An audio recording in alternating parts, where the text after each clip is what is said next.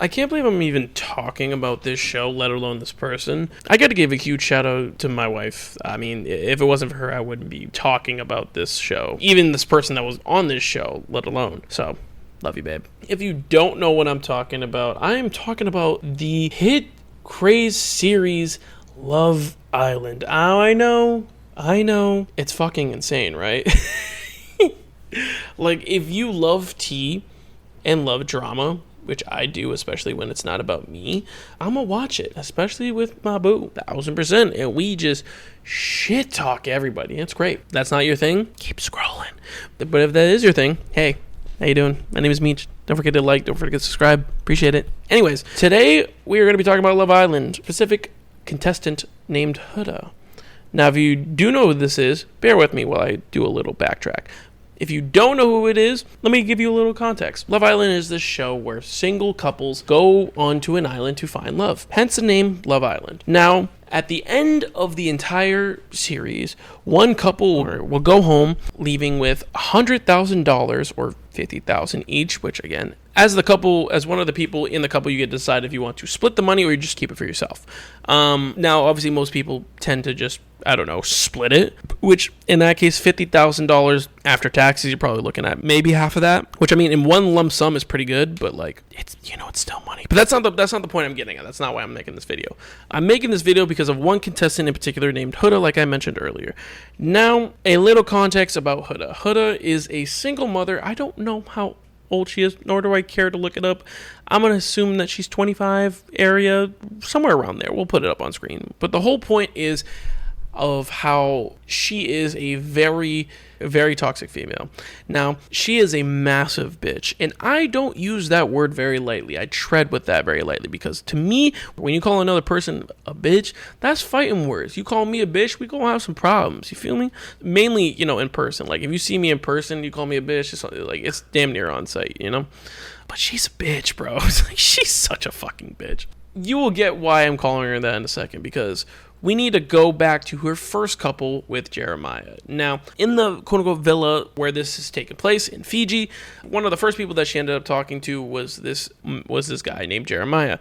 Now, they instantly hit it off to the point where they became exclusive. Now, if you don't know, a couple days in the villa where, Love Island's taking place is realistically probably like a couple months in real time out here. Everything is accelerated in the villa on purpose. So to a lot of people, when they became exclusive, basically only wanted each other, not want to explore any connections with anybody else, a lot of people were kind of like, oh, already? Shit. Okay, well, that's fucking weird. A lot of the other contestants felt that way, especially a lot of the other boys. They were like, dude, you gotta explore. And Jeremiah was like, why? It's called Love Island. I found who I want. That's it. And you know what? Respect. He found somebody, they found each other. Fucking let him be. It is what it is.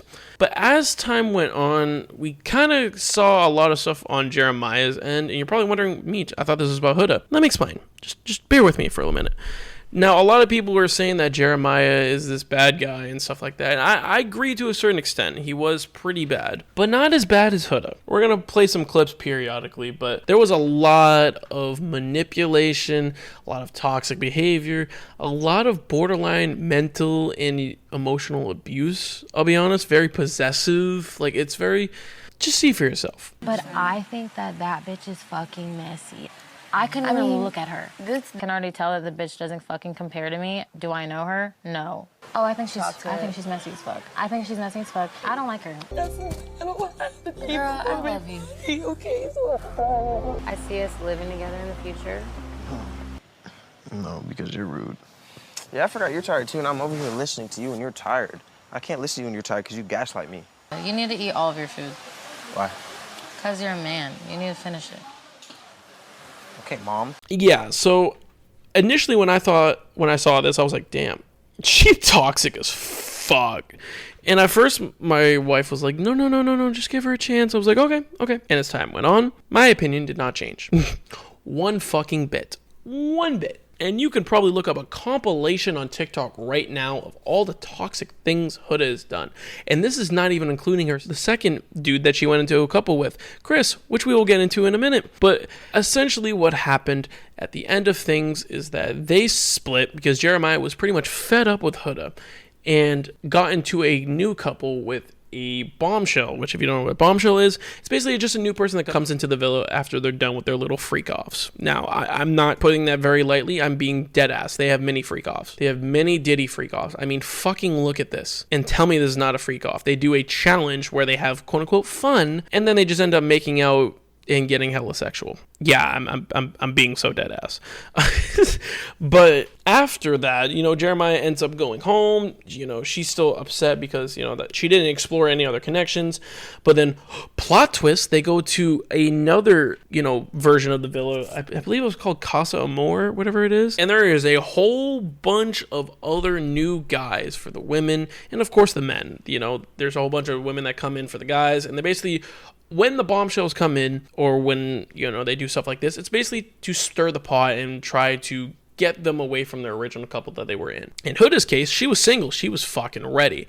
And there was a couple guys that she was into. She was in a couple with this, I don't even remember this one dude's name, but he has some fucking crazy big ass teeth. But she eventually got into a couple with Chris. Now, Chris is a 6'8" overseas pro basketball player. There was a couple pro basketball players, and they got into a couple. There was still a lot of toxic things that Huda was doing with Chris, but it was more so Chris just trying to make things work, but he also knew his value. You know how a lot of women were like, oh, she knows her value, she's a queen, all that stuff. Chris knew what he was doing. He tried to give it the best chance he could, but it got really bad to the point where they're right before the finale, which is the big reveal when the host tells everybody, oh, this is the couple that won, this is the couple that got top 3, basically just revealing it all. And of course, us, America, votes who they want to win. Now, spoiler alert, if you don't care, then just keep playing. But if you do care, then skip a couple seconds. So I'm going to spoil it, even though you can just watch it right now. But anyways, Huda and Chris actually get top fucking 3. They actually got number 3 out of the 4 couples that were in the finale. Insane. Fucking insane. I didn't believe it. But before that, each couple had one final date. Now, you're probably wondering, Meech, why is this significant?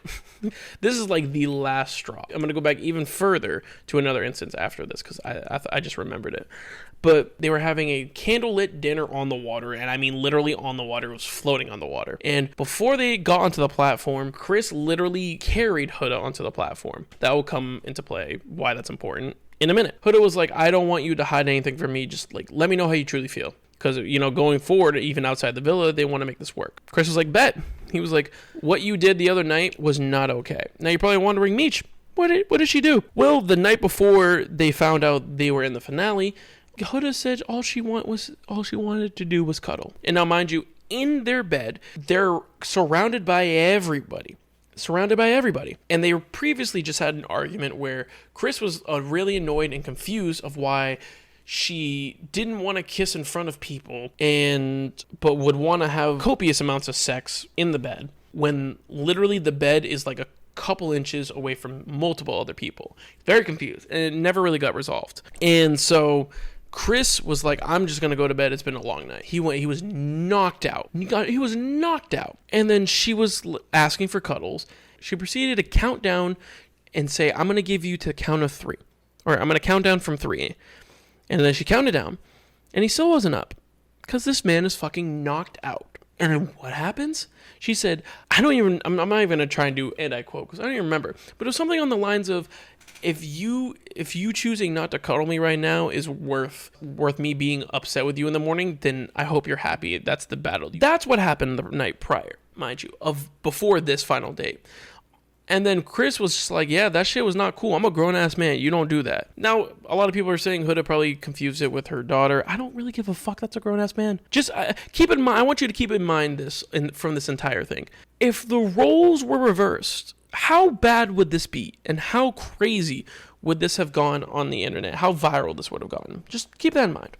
Now, mind you, they basically, to keep things short, Chris was like, I already know what you want to do, but I want you to say it. And he's like, I'm ready for it, but I want you to say it. And then Huda basically ends things. She's the one that breaks up with him and says, I think we should be friends. And Chris is like, cool, all right, bet. And as they're leaving, he was holding out his hand to help her cross, to help her get down. And she had the audacity to say, you're not going to carry me? And he looked at her and said, no, I'm not carrying you. You mean to tell me you want this man to carry you after you just broke up with him? Get the fuck out of here. Like, get the fuck out of here, bro.